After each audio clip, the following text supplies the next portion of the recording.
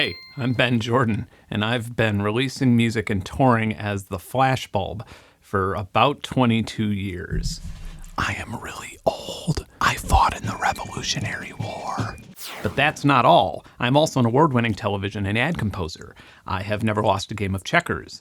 I am good at grappling. But that's not all. I seem to be able to throw things really far, and I'm strangely accurate when throwing sticks. And that's all. I pretty much suck at everything else in life. A while back, I did something crazy. I opened up the Microsoft Edge browser on purpose, and I went to google.com without being logged in, and I searched some parts of audio-related questions to see what got autofilled. And sure enough, a lot of these questions are ones that you don't typically see on forums or on Reddit, and when you do see them, you see a mix of responses that don't actually give any sort of definitive answer. So here we are. I compiled a list of questions that are often asked by both beginner and intermediate music producers, and a few of them, such as the phantom power question, were ones that I myself had, but was just too embarrassed to ask. To be totally honest, while videos like this are valuable to have out there, I'm pretty bored with making explainer videos or list videos. So to spice things up a bit, I've hired an actor who plays a doctor for various supplement testimonials to ask me these questions. Yo, you guys know me. I'm Ben, make you learn about pro audio while feeling like you're being medically examined Jordan. But the real reason I did this is because it's funny. So I sampled a loop from someone else's song. Can I use it? Hey doc, short answer, no. Is it legal? If you have a license, yeah. Is it legal without a license? No. Yeah, but what if it's just a teeny tiny 200 millisecond sample? I doubt anybody would notice, but no, it is still blatant copyright infringement. How do rappers use samples then? They or their record label usually clears the samples, aka gets a license. Sometimes they don't. Jay-Z, Two Live Crew, De La Soul, etc. are examples of people who paid millions in settlements for using uncleared samples. Here's a weird one that is not even technically music that you might be familiar with. In the beginning of Kanye's album Life of Pablo, in the beginning of the song Ultralight Beam, there is a child saying, "We don't want no devils in the house."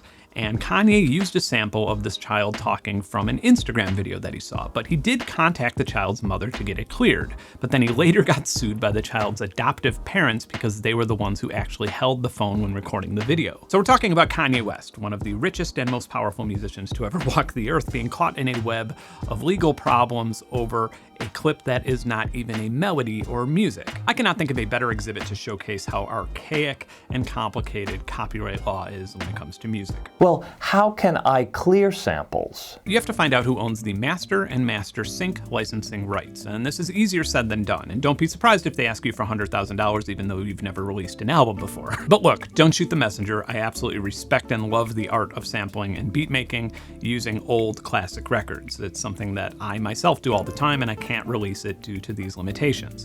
So due to the state of things, I recommend that you use license-free samples or just make your own samples if you intend on releasing the song. And for the love of God, please do not listen to people on the internet who tell you that you could sample something as long as it's under the 7-second rule or the 5-second rule.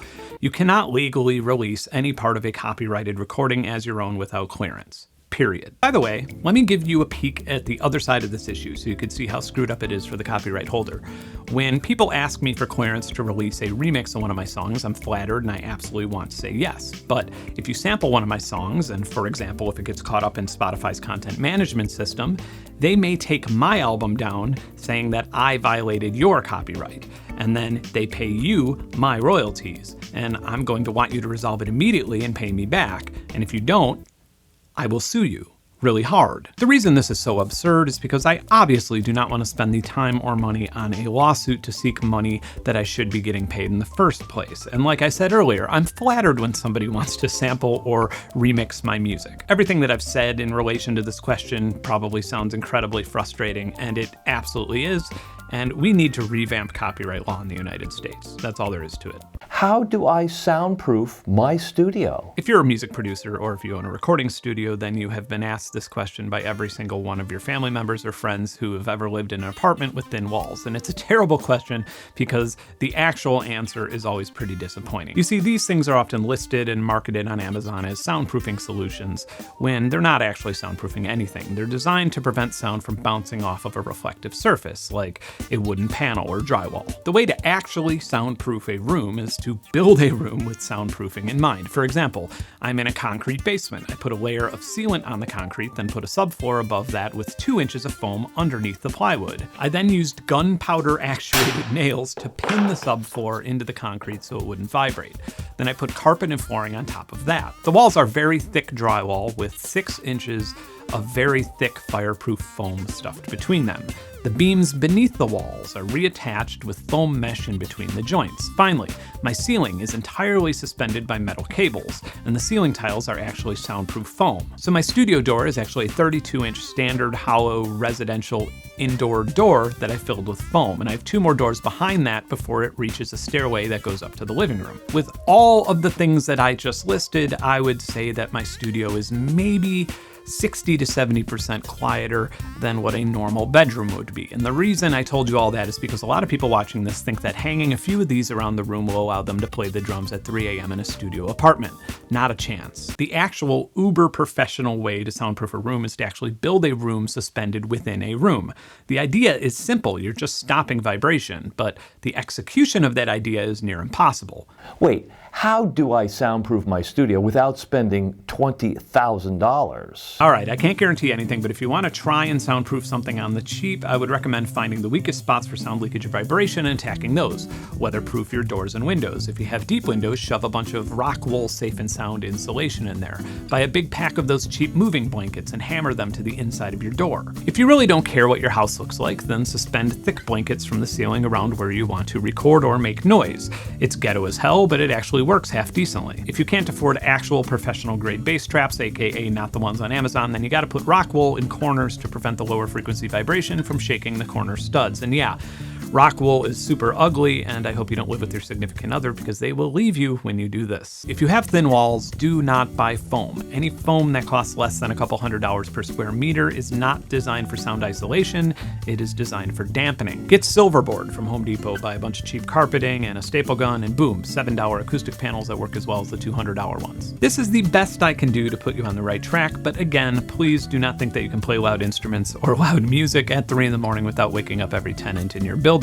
It just simply is not possible. You probably clicked this video for some life hacks, and I'm just handing you a bucket of manure. Is it okay to leave phantom power on my microphones? I actually could not find a satisfactory final answer to this question, so I just asked some microphone designers, and the answer is yes, it's totally okay. In fact, if you're using your microphone frequently and have the space to keep it mounted, it is recommended that you keep phantom power on between sessions because it'll help keep the moisture down around the capsule. Now, this is assuming that you're using a decent or good microphone that is assembled by hand and tested. If you're just using a $30 microphone that you found on Amazon, that's fine, but the components are probably going to die a lot sooner than it dies from any sort of power cycling issue. Now, here's something super important that I wasn't even doing. If you have a nice condenser microphone and are keeping it mounted, your biggest concern should be protecting the capsule from dust, and this can be done by simply putting a clean plastic or nylon bag around it when not in use. How long can I safely leave my modular or analog synths on? I have some bad news for you. If you've been turning your modular or vintage gear off every single time you stop using it and turning it back on when you decide to use it, it's likely that you've been speeding up its demise. Older circuits are more sensitive to this, but this is not limited to analog synths. Electronic components in general swell and contract when they reach operating temperature and cool off. Commonly, when you notice that an electronic device is broken or has stopped working, it's when you first turn it on after a while, and one of the components simply couldn't survive another drastic temperature change. Additionally, for those a little bit more familiar with electronics, electrolytic capacitors' number one enemy is not being used. If they're not charged, they can actually lose form and stop maintaining the insulation of the conducting plates. But I have some good news. The rate of failure from cycling power is so small that you may actually be saving more on your power bills than you'd be spending on repairing or replacing the gear. But if this is something that you are actually deeply concerned about and you want to get closer to having a binary answer, then there are some very important variables that we need to consider. For example, if the device does not have good heat management or a well-designed power supply, leaving it powered on may actually cause more damage than cycling it on and off all the time. If you have a very tiny studio in Costa Rica with no air conditioning, I'd guess that a lot of your gear is outside of its operating temperature anyway once it heats up. However, if you have a small studio in Siberia, the extra heat created by the gear may actually be subsidizing some of your heating expenses. I think the answer to this question just depends on way too many personal variables. Where do you live? How much money are you paying per kilowatt hour? Is your local power company using renewable energy sources? So many times I've had a guest over and they've walked into my main studio room and saw a bunch of things powered on and just looked at me and said, dude, your power bill must be astronomical. Well, actually, my entire studio typically uses about half the power of what a good space heater uses, and most audio gear's footprint is actually a drop in the bucket compared to appliances like air conditioners or vacuum cleaners. Finally, it should be mentioned that whether it be a power spike damaging gear or a power supply causing a fire, leaving gear on does assume additional risk, and this is why you should probably have insurance. Yeah, how should I insure my gear? I know so many people who just tack their studio gear onto their renter's or homeowner's insurance. A few computers here, a few dozen musical instruments there, some consumer electronics here, and there you go. Your entire studio is insured for $35 a month. Unfortunately, when your studio gets robbed, you'll find out the hard way that deep in the fine print of your insurance policy, it does not cover items related to your business. And if you have music on Bandcamp, you're making money from it, and you are filing a 1099, so it's a business, and you need business insurance. However, not all business insurance covers instruments, especially expensive instruments, and business insurance is actually way more expensive than most independent musicians can afford. So what to do? 10 or 15 years ago, this was a pretty tough question to answer because most recording studios had enough of a budget to be able to negotiate with a business insurance company for the specific things in their studio, and most musician insurance was targeted towards musicians that had like a $100,000 violin. But now that there are so many home recording setups out there, it seems like there are quite a lot of options opening up either as branches from established insurance companies or companies that do studio insurance exclusively. I am absolutely not going to recommend you an insurance company, as everybody has different needs and every state, region, country has different laws, and insurance companies are going to behave differently in those different regions. Here in the US, the insurance industry is highly regulated, and many states have a Department of Insurance where you can verify the reputability of any company. If they don't have this information available online, you can still call the Department of Insurance and simply ask. Your tax dollars pay for this, and that's what they're there for. Also, it's worth considering starting a personal system where you take a photo of your receipts and write down serial numbers whenever you buy new gear. You're going to need that stuff when you buy insurance or file a claim. You're smart. Are expensive cables worth the money? Once upon a time, like 18 years ago, I wrote an article for a now defunct magazine where I compared a $90 Monster brand cable to a $5 Hosa cable by soldering the ring to tip on one end and then recording the noise floor through a preamp. It turned out the Monster cable was way louder than the Hosa cable. So that's it, cheap cables are better. Well, not really. I think that the takeaway from that should be that cable quality and cable pricing aren't always related in the way that we think they are. In my experiences, noise shielding is pretty unpredictable. Some nice cables tend to be shielded poorly, sometimes some cheap cables tend to be shielded really well. But most cables that you buy are generally shielded pretty well. Now, if an analog cable is longer than 10 feet or so, you're going to want lower capacitance, which is measured by picofarads per foot. Most cables above 15 feet in length are going to be designed to have lower capacitance. Get this, some people have favorite cables because particular ones sound warm. I used to think that they were insane until I realized that some vintage cables have higher capacitance, therefore lose some of their signal and sound warmer. So sometimes shitty cables are actually preferred. But to answer the question, I would say no. I would just buy cables from somewhere you can return them if they're particularly noisy or feel cheap. If you're buying cables for touring, then maybe I'd keep an eye out for heavy-duty connectors so they don't fall apart with a lot of use. What about HDMI or digital cables? Digital cables, no. There are different generations of HDMI cables, and as long as you're on the right generation, the quality of the cheapest cable and the quality of the most expensive cable will be indistinguishable. It's really just ones and zeros going from point A to point B, and the argument for the expensive cable is less errors, but anything using these connectors has sophisticated error correction already built in. I suppose that if you're burying fiber cable between two nodes 5 miles apart, then yeah, you could argue that the quality of the digital cable adds up, but it would not make a difference in your studio. Hey, do I need a subwoofer? There are some pretty compelling looking arguments out there for why you don't need a subwoofer. Here's one from a producer and engineer named Joey Sturgis. It mentioned a whole lot of problems that a sub could cause, like phase cancellation and negative reinforcement. These are definitely real things, but they're not exclusive to subwoofers. These are potential speaker problems that are easily correctable, usually by just simply using one of the knobs on the back of your monitors or subwoofer. A lot of people say that 8-inch monitors should be enough and you don't need a subwoofer, but every time I think of an example where this would be true, I can think of a situation that contradicts it. Like, you shouldn't need a sub to record violin, right? Well, what if you breathe into the microphone? If this is just a bit of soft air hitting the microphone capsule, you're not going to notice it without a subwoofer unless you see it on an audio spectrum, and most recording software only shows amplitude waveforms, so you're just not going to notice it. Another argument for going subless is that my music will be mastered elsewhere, so let them deal with the bass. And that's a pretty bad approach, especially in electronic music, where the difference between a few semitones is a strong, vibrant bass sound or an ugly, clicky waveform. So TLDR, should you buy a subwoofer? In my opinion, if you can afford one, yes, absolutely. I would prioritize it above most other outboard gear. What's that sound? A ground loop at some point will drive every musician to the brink of madness.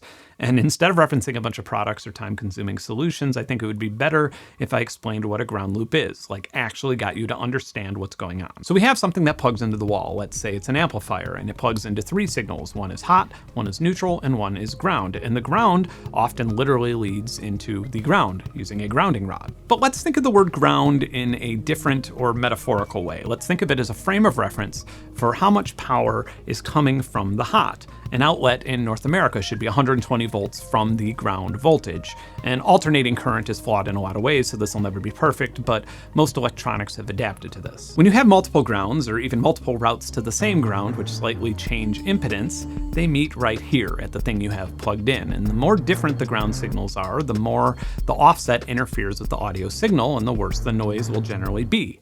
So what do? Well, the easiest solution to try is to simply have one ground source, and this is as easy as plugging a bunch of things into one power strip rather than having a bunch of things plugged into multiple outlets. This might seem dodgy or dangerous, but most power strips and outlets can handle 10 to 15 amps without a problem, which is generally what the circuit breaker or fuse limit will be anyway. But remember that anything external with a ground can cause a ground loop, so your audio interface is connected to your computer, which is connected to an Ethernet cable that is connected to a router, which connects to a cable modem, which connects to a coaxial cable, which is grounded elsewhere. And that will cause a ground loop. If you disconnect the modem and the sound goes away, then you have solved the ground loop mystery, and you can buy a coaxial ground loop isolator and be on your merry way. Can't I just use a ground remover or break the pin off the plug? Yeah, you're right, you can. And in the past, when on tour in a pinch, I've simply removed the ground entirely from a power strip and solved my noise issues that way. This is dangerous not only for your gear, but for you, and it should not be left unattended, nor should you have any liquids near ungrounded electronics. It also introduces a whole lot of other noise problems, so long story short, there's no reason to do this in your studio ever. If you have a really old home, or one that maybe was just built weird, you could reground the entire building with a brand new grounding rod for about $12. It's not expensive nor complicated. Finally, not all ground hums are caused by ground loops inside the wires. It can happen with magnets. Single coil pickups, for example, are naturally pretty noisy. Usually the recommended solutions for something like this is to use an EQ pedal to mix out the tone, or use a noise gate to mute the guitar when it's not being played. You know what is often less expensive than a decent EQ pedal or a decent noise gate is just buying a quieter pickup that you could install in 20 minutes. If you've been troubleshooting a ground loop for a while and it's unsuccessful, it might not be the worst idea to have an electrician come check things out. It's possible that the ground could be touching a neutral wire somewhere or have come disconnected, and that's a potential code violation or safety problem. A final tip from decades of maddening experience. When we have a noise issue, the first thing we tend to do is use Google to troubleshoot it. Now that you understand what causes this, take a deep breath and just try and isolate the source. Sometimes it's just as simple as moving a cable 3 inches away from a power adapter. I do it all the time on this channel because I'm constantly combining pro audio equipment with noisy lighting equipment. Thanks, Ben. That was really helpful. No problem, totally legitimate doctor. I'm glad that I could help. As you may know from past videos, I don't ever do sponsorships on services that I don't actually use myself.